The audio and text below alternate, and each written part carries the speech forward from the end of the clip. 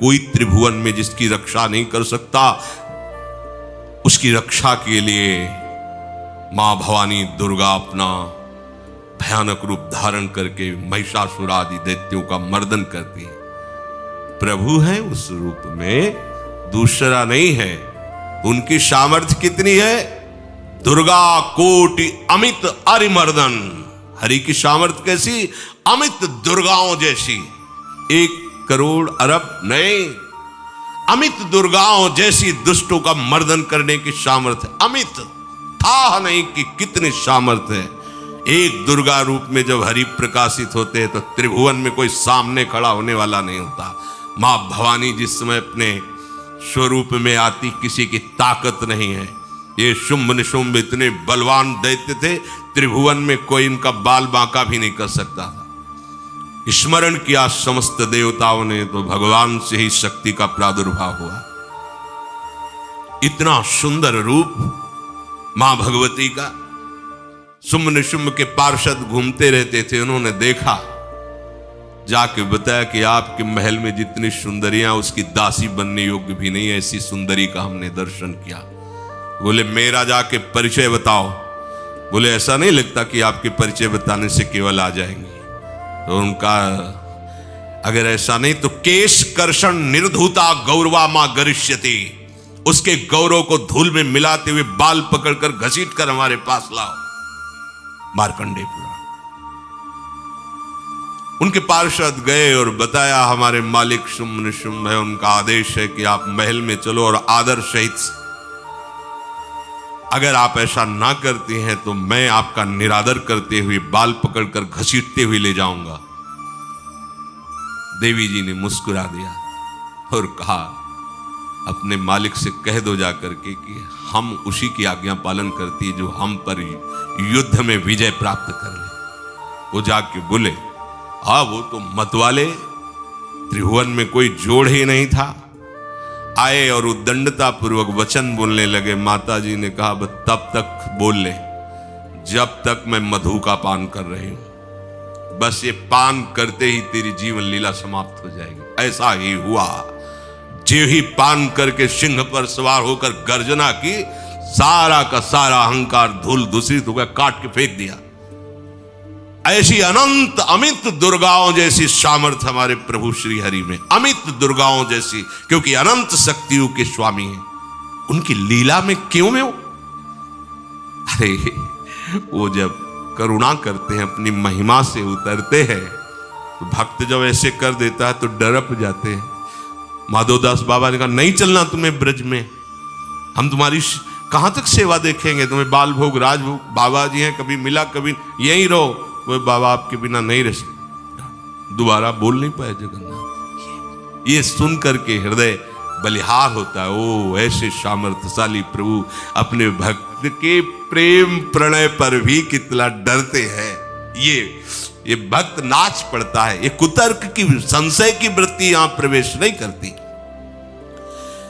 दुर्गा कोटि अमित अरिमर्दन। अमित गिनती नहीं, ऐसी अनंत दुर्गाओं जैसी शक्ति हमारे प्रभु में विराजमान है। शक्र कोटि सत सरिष विलासा।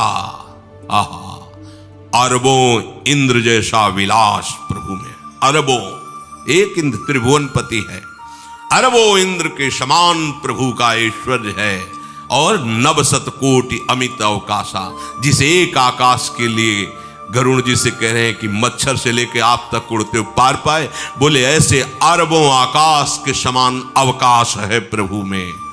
मरुत कोटि सत विपुल बल, रवि सत कोटि प्रकाश, शशि सत कोटि सुशीतल, समन सकल भव त्रास। अरबों पवन के समान महान बल है। अगर त्रिभुवन में कोई बल है तो पवन में बल है, वायु बल। बड़े बलवान देव, बल में इनके समान कोई नहीं। इन्हीं के अंश से प्रकट होते पवन पुत्र हनुमान, और इन्हीं के अंश से प्रकट होते पवन पुत्र भीम। बेजोड़ बलशाली महात्मा, दोनों महात्मा बेजोड़ बलशाली। जेहगिर चरण दे हनुमंता, चले उसोगा पाताल तुरंता। जिमि अमोघ रघुपति कर बाना, ये ही भांति चले हनु। किलकार दे तो राक्षसियों के गर्भ गिर जाते थे, ऐसे महान बली हनुमान जी। और भीम का क्या कहना, जब ये देव पुष्प उड़ करके आया और द्रौपदी जी को दिया गया, तो द्रौपदी जी ने कहा इसका जोड़ होना चाहिए इस पुष्प का। सबसे कहा पर किसी ने नहीं सुना। भीम ने कहा कहीं भी मिलेगा मैं इससे लाएंगे। ऋषियों ने समझाया कि आगे मत बढ़ो, ये यक्षों की भूमि है, युद्ध हो जाएगा और तुम्हें तैयारी करनी है हस्तिनापुर के लिए, और तुम इधर, वो सब दिव्य हैं, पवन पुत्र हैं, किसकी माने। अपने वेग को बढ़ाया तो महाभारत में पढ़ के देख लो, इनके चलने के वेग से वृक्ष उखड़ उखड़ कर गिर रहे थे। ऐसे जब चल रहे थे तो चलने के वेग से वृक्ष उखड़ जाते थे भीम के। तो हनुमान जी ने सोचा किसी के समझाए तो समझेंगे नहीं, तो आगे पवन पुत्र ही बैठ गए, बूढ़े बानर का वेश लेकर, लंबी पूंछे से। मार्ग में मर्यादा है, किसी पशु को भी नहीं लांघना चाहिए। विवेकवान उपासक ऐसा नहीं कि कोई सो रहा है पशु भी आप उसे लांघ जाए, ऐसा नहीं। जो विवेक है, जो मर्यादा है, वैसे किसी सोते हुए को लांघना नहीं चाहिए। उन्होंने कहा है वृद्ध बानर, ये अपनी पूंछ हटा ले और मार्ग दे दे, इस समय मैं विशेष कार्य के लिए जा रहा हूं। तो उनका जब कह ही दिया है वृद्ध, तो आप समझ ही रहे होगे कि वृद्ध में क्या ताकत होती। अब मेरी ताकत पूंछ हटाने की नहीं रह गई है, आपने तो वृद्ध ही कह दिया है, तो आप समझ रहे हो ना, आप पूंछ हटा लीजिए। कहा हमारी आज्ञा की अवहेलना करे, ऐसे उठी नहीं, दोनों हाथ लगाया, नहीं उठी, पूरी ताकत लगा दी। पवन पुत्र भीम की पूरी ताकत लग गई, पूंछ जरा से भी नहीं ली। हाथ जोड़ के खड़े बोले हम समझ गए हमारे बड़े भ्राता आप हनुमान जी हैं, क्योंकि ऐसा कोई बानर सृष्टि में पैदा नहीं हुआ कि मैं उसकी पूंछ ला हिला सकूं, मैं समझ गया। तो मुस्कुराए और बैठ के बोले हमारी आज्ञा मानो, इस मार्ग में मत जाओ, ये देव मार्ग है, ऐसे ऐसे सिद्ध हैं कि आपका अपराध बन जाएगा, आप शाप से युक्त हो जाएंगे, इसलिए मैं आपको मना। बोले प्रभु जब आप कृपा करके आए हो तो हमें वो रूप दिखा दो जो लंका में आपने रूप दिखाया। बोले मत उस बात की चर्चा करो, रहने दो। बोले प्रभु एक बार देखना चाहता हूं कि मेरा बड़ा भाई कितना बलवान है।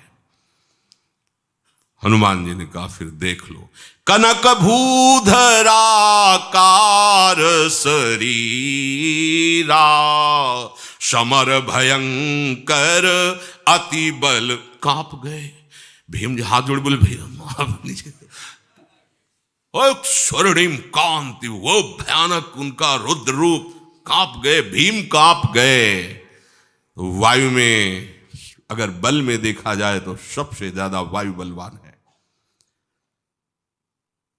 भगवान कैसे है, मरुत कोट सत विपुल बल, अरबों वायुओं जैसी महान ताकत हमारे प्रभु में है, संशय नहीं।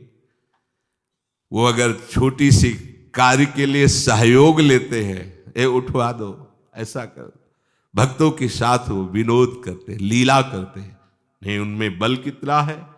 ऐसे पवन पुत्र हनुमान जिनके चरणों को ऐसे गोद में लिए रहते हैं। एक उपनिषद में चरित्र आता है कि असुरों पर विजय प्राप्त करने के कारण देवताओं को गर्व हो गया और सभा में नृत्य गान चल रहा था। भगवान जब किसी पे गर्व करते हुए देखते हैं तो उनको अच्छा नहीं लगता। फिर सृष्टि के विधान के प्रधान अधिकारी सब देवतागण और देवराज इंद्र और उन्मत्तता, विजयश्री में उन्मत्तता आ जाती है। तो भगवान ने एक यक्ष का रूप धारण किया और सभा के प्रधान द्वार पर दिखाई दिए। देवराज इंद्र ने कहा कि पता लगाओ ये कौन है, बिना आज्ञा के बिना सूचना के कैसे आ गया ये, क्योंकि त्रिभुवनपति है ना। अग्नि देवता ने कहा मैं जाता हूं पता लगा के आता हूं, क्योंकि किसी बलवान का परिचय पूछने के लिए निर्बल को नहीं भेजा जाता। अग्निदेव गए और कहा आप अपना परिचय दीजिए, कौन हो और यहां कैसे आए हो। तो उनका परिचय लेने के पहले हम आपका परिचय जानना चाहते हैं, आप कौन हो। तो उन्होंने कहा कि मैं अग्निदेव हूं। सामर्थ आपकी, त्रिभुवन को उपले की तरह भस्म कर सकता हूं। मैं समस्त प्राणियों के उदर में बैठकर अन्न और जल का पचाकर जीवन दान देता हूं, जीवन पोषण करता हूं। अच्छा, एक तिनका फेंका, हम तुम्हारी बात तभी प्रमाणित, ये उपनिषद की बात, हम तुम्हारी बात तभी प्रमाणित मानेंगे जब तुम इस तिनके को जला दोगे। अब कोई अग्नि देवता से तिनका जलाने की बात कहे, सहज में दृष्टि डाली, कुछ नहीं हुआ, पूरा पावर लगा दिया। यक्ष जी ने मुस्कुरा कर कहा, तुम तो कहते थे पूरे त्रिभुवन को उपले की तरह जला दूंगा, अब गिरीवा झुकाई पहुंचे। देवराजेंद्र ने कहा कौन है? बोले असमर्थ रहा उनका परिचय जानने में, वायु देवता। आप अपना परिचय बताइए। तो आप अपना परिचय जो आए हो तो हमें पहले बताओ, तब हम अपना परिचय दें। तो उनका मैं महान देव वायु हूं। बल आपका, संपूर्ण जीवों का जीवन हूं। अगर मैं रुक जाऊं तो एक भी क्षण सृष्टि टिक नहीं सकती, क्योंकि सब वायु से जीवित है। और मैं पूरे ब्रह्मांडों को तिनके से उड़ा सकता हूं। ये तिनका है, उड़ाओ। पूरी ताकत लगा दी वायु देवता ने, तिनका नहीं उड़ा। ग्रीवा झुकाई, वापस चले गए। अब देवराज इंद्र उठे, जे ही नजदीक पहुंचे यक्ष अंतर्धान हो गए और देखा साक्षात ब्रह्म विद्या दूर से मूर्तिमान ब्रह्म, और डांट लगाई कि तुम उनसे संभाषण करने योग्य भी नहीं हो, क्योंकि तुम सबसे बड़े सिंहासन पर बैठे हो और अहंकार करते हो। तुम्हारे देवता सब सामर्थ्यहीन है, एक तिनका भी अग्नि नहीं जला सका, एक तिनका भी वायु नहीं उड़ा सका। अरे जिनकी शक्ति से शक्तिमान वो भगवान स्वयं आए हुए थे, कांप गए देव। अहंकार मत करो, जाओ। भगवान के बल से तुम विजयी हुए, देवताओं के बल से नहीं। देवताओं में जो शक्ति है वो उन्हीं के अंश से आई हुई है। अरबों वायु के समान महान बलशाली हमारे श्री हरि, अरबों सूर्यों के समान उनका प्रकाश, अरबों सूर्यों के समान प्रकाश, अरबों चंद्रमाओं के समान सुशीतलता, समस्त भयों और दुखों का नाश करने वाले प्रभु श्री हरि। काल कोटि सत सरिस अति, दुस्तर दुर्ग दुरंत, धूम के तु सत कोटि सम, दुराधरस भगवंत। अरबों कालों की सामर्थ्य, अरब नहीं अरबों कालों की सामर्थ्य भगवान, एक काल अनंत ब्रह्मांडों में तांडव मचाए रखा है। अरबों काल, अमित बलशाली, अत्यंत दुस्तर, दुर्गम, दुरांत। कौन? प्रभु श्री हरि। अरबों धूमकेतुओं के समान अत्यंत प्रबल सामर्थ्यशाली प्रभु, अगाध सत कोटि पताला, शमन कोटि सत सरिस कराला, तीरथ अमित कोटि सम पावन, नाम अखिल अघ पूग नशावन। कितने अथाह हैं प्रभु? बोले अरबों पाताल से भी बढ़कर, अरबों पाताल से भी बढ़कर गहरे हैं, कोई था नहीं पा सकता। कितने भयानक हैं? अरबों यमराजों से भी ज्यादा भयानक प्रभु श्री हरि हैं। अनंत कोटि तीर्थों को भी पावन करने वाले परम पवित्र जिनके श्री चरण है, वो तीर्थपाद श्री हरि हैं। अनंत तीर्थों की, उनका नाम ही संपूर्ण विश्व के पाप समूहों का नाश करने में समर्थ है। हिमगिरि कोटि अचल रघुवीरा, सिंधु कोटि सत समगंभीरा, कामधेनु सम कोटि। आहा, देखो अब किसके सामने तुम्हें हाथ पसारने की जरूरत है?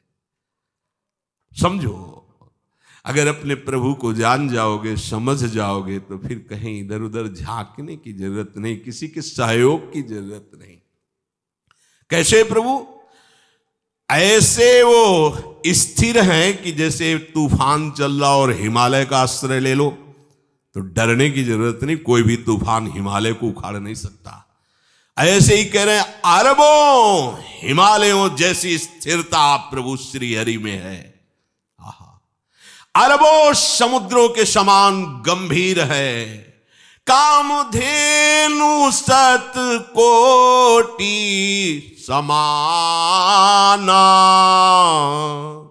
सकल काम दायक भगवाना, सारद कोटि अमित चतुराई, विधि सत कोटि सृष्टि निपुनाई, विष्णु कोटि सम पालन करता, रुद्र कोटि सत सम संघरता।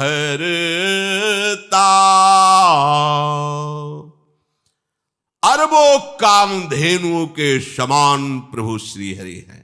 एक कामधेनु मिल जाए तो निहाल हो जाए, है हमारे श्री हरि कैसे? अरबों कामधेनुओं के समान है। इच्छित कामनाओं की पूर्ति कर दे उसे कामधेनु कहते हैं।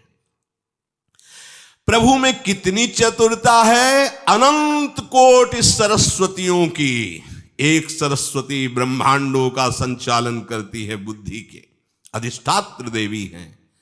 और यहां क्या, हमारे श्री हरि अनंत कोटि सरस्वतियों की चतुराई समाई हुई है। अरबों ब्रह्माओं के समान सृष्टि रचने में समर्थ। एक ब्रह्मा प्रकट कर दिया, ये वैभव प्रकट हो गया। अरबों ब्रह्माओं जैसी सामर्थ सृष्टि रचना की प्रभु में है। आहा, और अरबों विष्णुओं के समान पालन करने की सामर्थ प्रभु में है। अरबों शंकर के समान संहार करने की सामर्थ्य प्रभु में है। धनद कोटि सत समधन वाना, माया कोटि प्रपंच निधाना, भार धरन सत कोटि अहिसा, निरवधि निरूपम प्रभु जगदीसा। अरबों कुबेरों के समान धनवान है। अरबों मायाओं के समान सृष्टि करने में सामर्थ्यशाली है। अरबों शेष भगवान के समान अनंत भार उठाने में समर्थ है। जगदीश्वर प्रभु श्री हरि की कोई उपमा, कोई सीमा नहीं है। ये उपमा रहित और सीमा रहित है। निरुपम न उपमा आन राम समान, राम निगम कहे, जिम कोटि सत खद्योत समु, रवि कहत अति लघुताल है। यही भांति निज निज मति विलास, मुनीस हरि बखा नहीं। प्रभु भाव गाहक अति कृपालु, सप्रेम सुनि सुख मानहि। प्रभु भाव गाहकु अति कृपालु, सप्रेम सुनि सुख मानहि। प्रभु श्री हरि उपमा रहित हैं, उनकी कोई अनंत ब्रह्मांडों में किसी से उपमा नहीं दी जा सकती। प्रभु के समान केवल प्रभु हैं, ऐसा वेद कहते हैं। अरबों जुगुनियों के समान यदि सूर्य को कहा जाए तो सूर्य का अपमान होता है, सम्मान नहीं। ऐसे ही जो अभी तक वर्णन किया गया उसको समझो। अरबों जुगनुओं के समान यदि सूर्य को कहा जाए तो सूर्य की प्रशंसा नहीं, एक तरह से अवहेलना है। आहा, इसी प्रकार अपनी बुद्धि के विकास के अनुसार मुनीश्वर, अपनी बुद्धि के विकास और प्रकाश के अनुसार मुनीश्वर प्रभु का वर्णन करते हैं। गुण महिमा नाम बल पर था कोई नहीं पाओ, आज तक कोई था नहीं। ऐसे प्रभु की लीला में कोई कुतर्क, कोई संशय, अब वो क्या बुद्धि है उसका खुद विचार करे।